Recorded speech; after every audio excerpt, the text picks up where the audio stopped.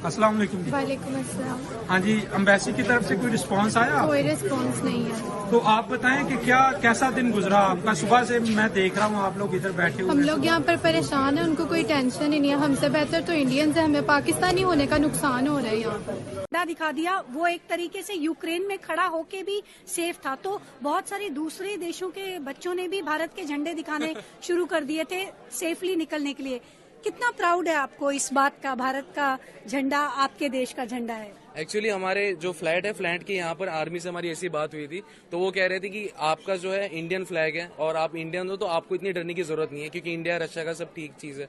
तो हम लोग ने वैसी फटाफट फ्लैग अरेंजमेंट की और जैसी हमारी बस जैसी हुई तो हम लोग ने बस के सामने 2 इंडियन फ्लैग प्रॉपर बिके बड़े बड़े लगा दिए ताकि हमको फ्री क्लियरेंस मिले। और एक्चुअली वो काम किया, क्योंकि इंडियन फ्लैग देखे लोगों ने देखा कि ये सब इंडियन बच्चे मेडिकल स्टूडेंट्स हैं, तो उनको हमको अलाउंस मिलता है। क्या चलिए पीछे वाले तो आवाज नहीं आ रही, क्या बात है?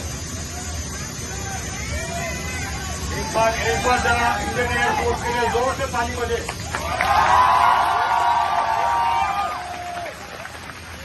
भारत माता की जय। भारत माता की जय। भारत माता की जय। नए भारत की नई पहचान ऑपरेशन गंगा ने किसी के साथ भेदभाव नहीं किया, फिर भले वो भारतीय हो या फिर कोई और, या फिर भले ही यूक्रेन ने भारत को यूएन में ब्लैकमेल किया हो। वीडियो को अंत तक जरूर देखिएगा। तो चलिए शुरू करते हैं।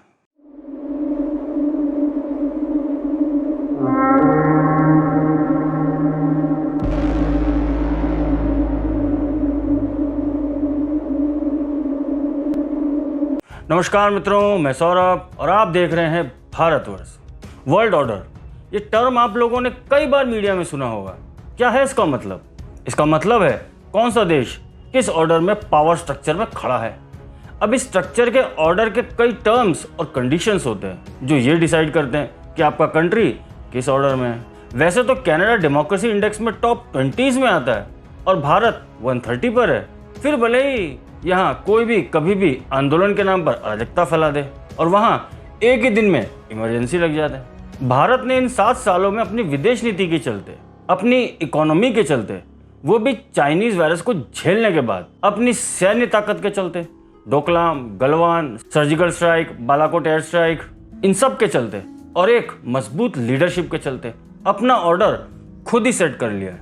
जहाँ यूएस, चाइना, जर्मनी, ब्रिटेन जैसे देश अपने अपने नागरिकों को यूक्रेन से अभी तक निकाल नहीं पा रहे हैं, वहीं भारत ने अपने 7% तक नागरिकों को निकाल लिया है। और उसमें भी दूसरे देशों के नागरिक की गिनती शामिल है। वो मूल गिनती से अलग है। जो देश भारत के नाम से पानी तक नहीं पीते थे, टर्की और पाकिस्तान, उनके नाम भी शामिल है। भारत ने अपने 4 कैबिनेट स्तर के मंत्रियों को इस काम पर लगाया है। जरा सोचिए, क्या कोई और देश है जिसने अपना एक डिप्लोमेट भी इस काम के लिए यूक्रेन भेजा हो? भारतीय स्टूडेंट्स को आज शायद पता चलेगा कि भारतीय होना क्या होता है। जब अपनी बसों पर तिरंगा लगाकर वो निकलते होंगे तब उनको कोई नहीं रोकता है। यहाँ तक कि रशिया ने भी इस समय भारत का हित सोचा, उसने एक भी भारतीय स्टूडेंट को हाथ तक नहीं लगाया। अब जाके मीडिया में दिख रहा है कि कैसे 6 घंटे युद्ध को जगह जगह विराम दिया गया ताकि भारतीय स्टूडेंट्स को निकाला जा सके। पीएम मोदी और रशियन प्रेसिडेंट पुतिन लगातार एक दूसरे से संपर्क में हैं और उधर the so called super powers बस यूएन में वोटिंग ही कर रहे हैं। और यूएस तो भारत के खिलाफ अपने संसद में एक प्रस्ताव लाने वाला है, क्योंकि भारत ने लगातार 3 बार वोटिंग से एब्सटेन किया है। यूएस सीनेट में इस बात पर बहस हो रही है कि अब समय आ गया है कि भारत पर सैंक्शंस लगा दिए जाएं। अरे चंपुओं, हम तो तब भी नहीं झुके थे जब तुम लोगों ने अटल बिहारी वाजपेयी सरकार के समय हम लोगों पर इकोनॉमिक सैंक्शंस लगाए थे। अब जब हमने ही चाइना के ना जाने कितने ऐप्स, कितनी डील्स, कितनी इन्वेस्टमेंट्स को बैन कर दिया है, तो जरा तुम भी चाइना की कोई एक ऐप ही बैन करके दिखाओ। क्यों नहीं हो पाएगा? हमारे मंत्रियों ने कोई कसर नहीं छोड़ रखी है स्टूडेंट्स को सही सलामत भारत वापस लाने में। एक अपनेपन के साथ ये सारा काम हो रहा है। इन स्टूडेंट्स ने तो अभी तक सिर्फ एयरलिफ्ट ही देखी होगी और ये भी देखा होगा कि कैसे उस समय की सरकार ने इन सब कामों से किनारा कर लिया था, मगर आज उन्हें ये फिर एहसास हो गया होगा कि ये नया भारत है, ये झुकेगा नहीं। मगर यूक्रेन जो अभी तक शिवरात्रि, राजपूत मुगल्स, कर रहा था उसका असली चेहरा और सामने आ गया है। पहले यूएन में जब यूक्रेन के एम्बेसडर ने भारत के एम्बेसडर को ये कहा, And I may say to some, it is exactly the safety of your nationals right now in Ukraine that you should be the first to vote to stop the war, to save your nationals in Ukraine, and not to think about whether you should or should not vote because of the safety of your nationals. आप लोगों ने ध्यान से सुना? ये tone, ये भाषा हम फिल्मों में गैंगस्टर्स के मुंह से सुनते हैं जब वो ये कहते हैं कि याद रखो तुम्हारे अपने हमारे पास है।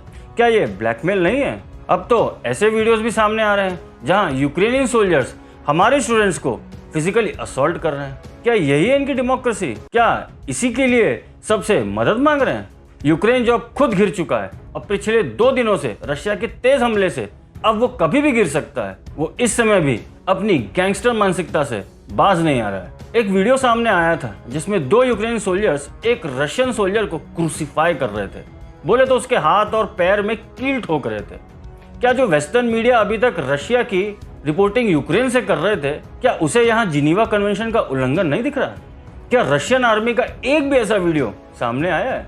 अब वो वीडियो ट्विटर से गायब कर दिया गया है और जो भी उसे शेयर कर रहा है वो ट्वीट ही डिलीट हो रहा है। यही तो इनका तंत्र है जहां सत्य को दबाया जाता है। पाकिस्तानी स्टूडेंट्स का हाल क्या है वो आपने शुरू में देख लिया। उन्हें भी अब अपने आप को भारतीय कहकर बचना पड़ रहा है। हमारे बलूचिस्तान वाले वीडियोस बॉयज प्लेड वेल पर आप ही लोगों ने तो ये सब कमेंट्स किए थे कि भारत को हम सबक सिखा देंगे, अबे गंजे, अबे काफिर। अब क्या हुआ? समझ आ गया ना कि बाप बाप होता है और बाप से आप कहते हैं, सांप नहीं बनते। रशिया ने 1957 से हर मुद्दे पर भारत का साथ दिया है, मगर वेस्ट ने हर बार भारत का विरोधी किया है। याद कीजिए जब हमने पहली बार में मार्स पर सफलता प्राप्त की थी, तब इन्हीं वेस्टर्न मीडिया ने भारत का कैसे मजाक उड़ाया था। रशियन डिफेंस सेक्रेटरी और अब तो पुतिन भी इस बात को कह रहे हैं कि यूक्रेन भारतीय स्टूडेंट्स को ह्यूमन शील्ड्स बनाकर भारत को ब्लैकमेल कर रहा है। मैं बस इतना ही कहूंगा, इस आदमी का पेशेंस टेस्ट मत करना। डोकलाम में जब भारत ने चाइना को भूटान बॉर्डर पर रोक दिया था और गलवान में उन्हीं के नो मैंस लैंड में जाकर गर्दनें तोड़ी थी, तो भाई तुम तो भी अंडे से बाहर ही आए हो। हमारा देश जब से है, जब से इस दुनिया में सिविलाइजेशन जन्मी भी नहीं थी। कई बार झेले हमने, मगर चंद्रगुप्त मौर्य भी यहीं से निकला था, जो आज के इराक और सीरिया तक पहुंच गया था। और अब भारत जो जीता वही सिकंदर नहीं कहता है, बल्कि जो जीता वही चंद्रगुप्त कहता है। और अब चलते चलते यूएस प्रेसिडेंट जो बाइडेन बोले तो भड़ऊ ये संदेश दे रहे हैं। People, to our fellow Ukrainian Americans who forged the deep bond that connects our two nations, we stand with you. We stand with you. Putin may circle Kyiv with tanks, but he'll never gain the hearts and souls of the Iranian people. He'll never escape. मतलब Ukraine से सीधे Iran को संबोधित कर दिया। यार इसीलिए कहता हूं कि टाइम पर नींद ले लिया करो। अब हो गई ना सूख। सुने हैं अभी क्वाड की मीटिंग भी होने वाली है, देख लेना बड़ऊ, वहां मत सो जाना। अगर आप भी भारत को फिर से श्रेष्ठ भारत की ओर बढ़ते हुए देखना चाहते हैं तो इस वीडियो को लाइक, कमेंट, शेयर और इस चैनल को सब्सक्राइब अवश्य करें, क्योंकि इस नए भारत के भाग्य विधाता हम हैं। धन्यवाद।